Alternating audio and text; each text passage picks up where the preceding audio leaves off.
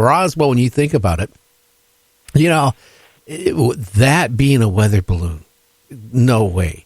Now, when the Air Force, back it's been 10 years ago when they kind of revisited Roswell and explained it again. One of the... Well, it was more than 10 years ago. It was back in the 1990s. Yeah. Well, one of the officers was talking about the weather balloon and showed a weather balloon. Well, back in the 40s and 50s, weather balloons were made out of rubber, not mylar. And that was one dead giveaway when they were, talking about the weather balloons and mylar and all this stuff and crash dummies and all this stuff. Like, we're gullible? We're going to believe that? I mean, they were better off if they would have never even came out and revisited the topic.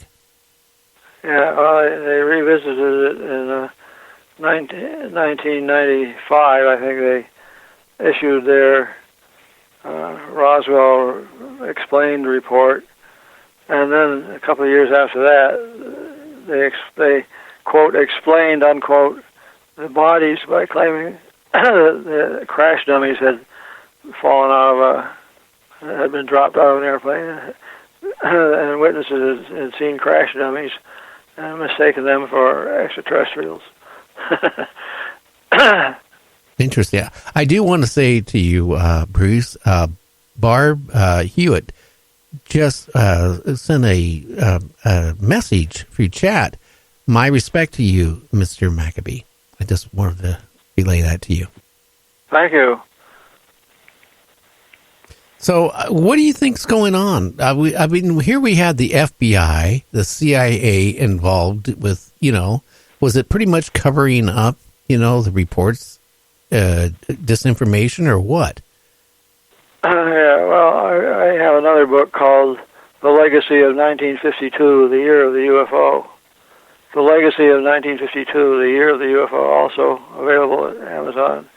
And in that book, I discuss everything that happened in 1952, which was an amazing year for UFOs. Of course, most people didn't realize that at the time, and it's only recently, I guess, that it's sort of been emphasized. 1952 was the year of the most sightings collected by the Air Force in 1 year. 1,500 objects, sightings they claimed.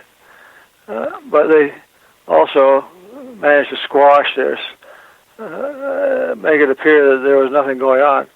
I remember you contacted me 2 weeks ago or something like that and said you wanted to talk about the doomsday for UFOs, or UFO doom, which occurred in early 1953, in January of 1953, the so-called Robertson panel, which urged debunking of all sightings. Any explanation in a storm, you might say. And that was a consequence of this huge number of sightings that had happened in 1952. So 1952 was worthy of a book all by itself. And I haven't really done justice to the number of sightings in 1952 because there's just too many. You could write a book just on hundreds and hundreds of sightings from all over the United States and all over the world, too. And sort of the climax of the UFO year was occurred at the end of July of 1952 when General John A. Samford, the director of Air Force Intelligence, held a press conference. Now, this has happened because in the previous 2 weekends, there had been sightings over Washington, D.C. Most people who talk about sightings in 1952 talk about the sightings in Washington, D.C. because they were the most publicized. Most people aren't even aware of the hundreds of other sightings that were going on, although you can see that from the headlines in newspaper articles that I have put into this book. Like one sighting, one's done in 47-point type or something like that, a couple of inch high type on the front of the newspaper saying hundreds in the area see flying saucers. Hundreds. of people see flying saucers.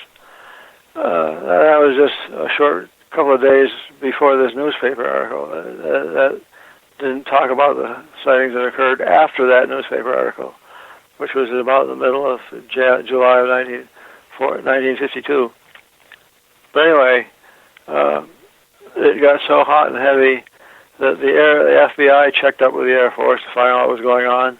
And the FBI was told something by Air Force intelligence that Air Force intelligence has never told anybody. And no documentation in the Air Force files has come up to indicate what the top Air Force people thought of the UFO subject, other than that it all could be explained and forget about it. In the FBI file, which I got way back in 1977, the FBI flying disc file had a couple of documents in which a FBI agent interviewed a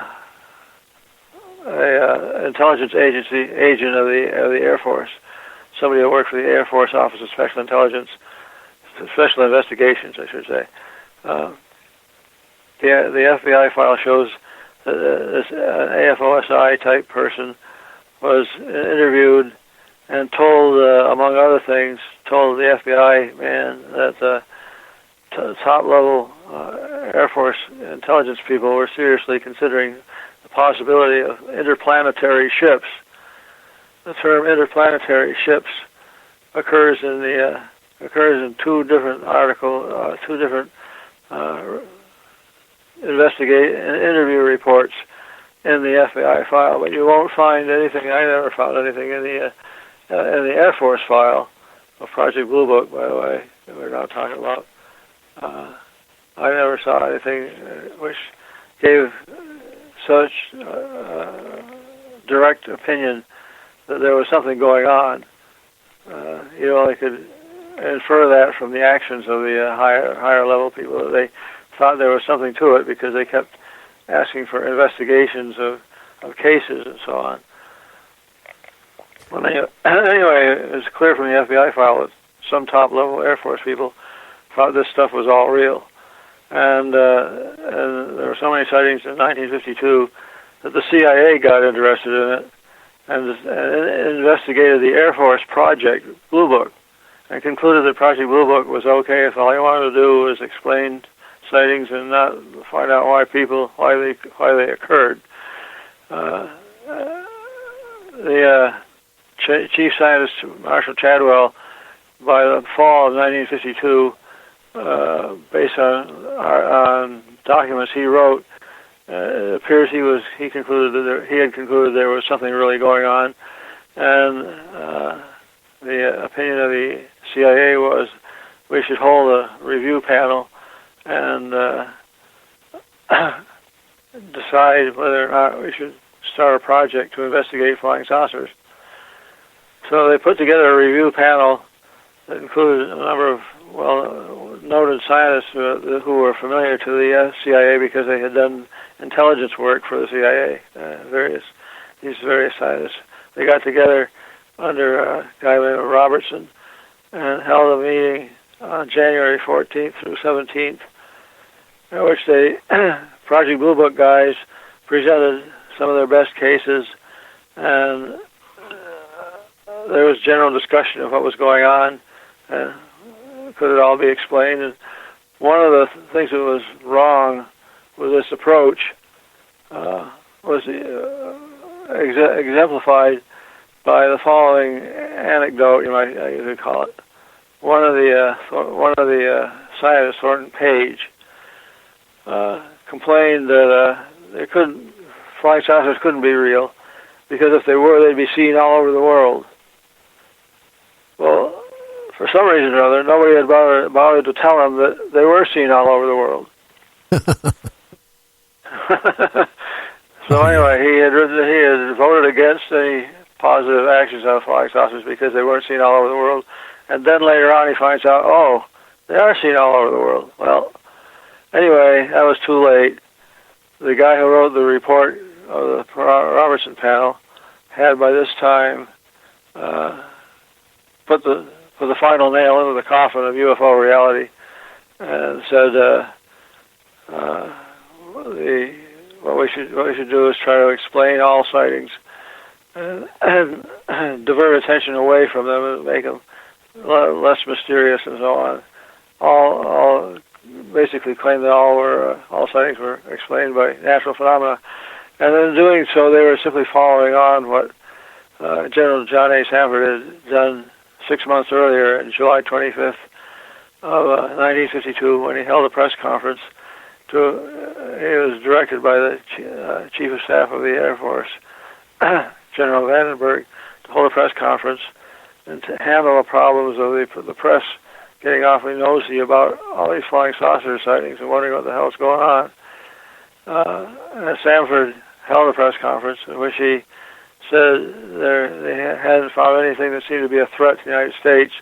And furthermore, he thought that the sightings over Washington, D.C., which had attracted most interest, the sightings over Washington, D.C., were all a result of thermal temperature inversions causing radar to bend and pick up targets on the ground.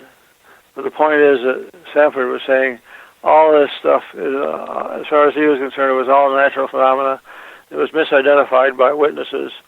And the press was essentially happy with that solution to the problem.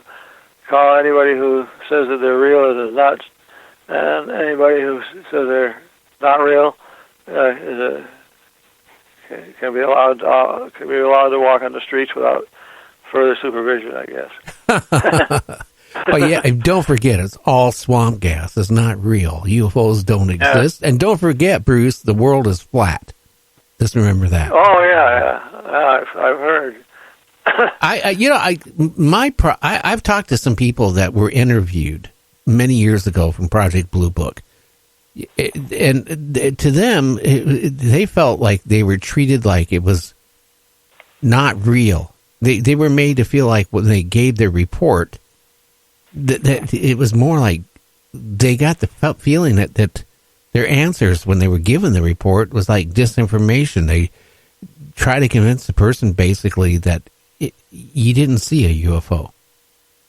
Right. Did you run? I'm reminded of a case like that in New Zealand. The New Zealand sightings of December 1978. The pilot of the airplane. I went there and investigated that whole series of events, which is sort of mind blowing. But the pilot told me that he had volunteered to allow himself to be interviewed on these sightings by the New Zealand Air Force. He said they happened in the early morning of December 31st of 1978, and he expected within a few days or a week or so that he would be contacted by the New Zealand Air Force, debriefed on what it was he had been seeing, assuming it was something that they could tell him. And he said, well, they invited me in to sit down with a couple of guys and discuss these sightings, and they started telling me what I saw. And he said, he tried to explain to them, no, it wasn't like that, it was like this. And they kept coming up with some sort of a suggested explanation that he must have seen that, he must have seen something else. And one of the things they talked about was the planet Venus, but Venus was below the horizon at the time of the sighting, so didn't play any role at all. Bruce, anyway, the point is he wasn't going to talk to me at all as part of my investigation. That was his plan, was to talk to the New Zealand Air Force like a good patriotic citizen. But they would only tell him what he saw and not listen to him, so he gave up. And when I ended up in New Zealand, he was very willing to talk to me. Okay, Bruce, we need to go for a break and then the news, so we'll be back in like 6 minutes. So, again, if you want to get something to drink or stretch your legs, we'll be back. So just, stay with us. I'll be back. Okay.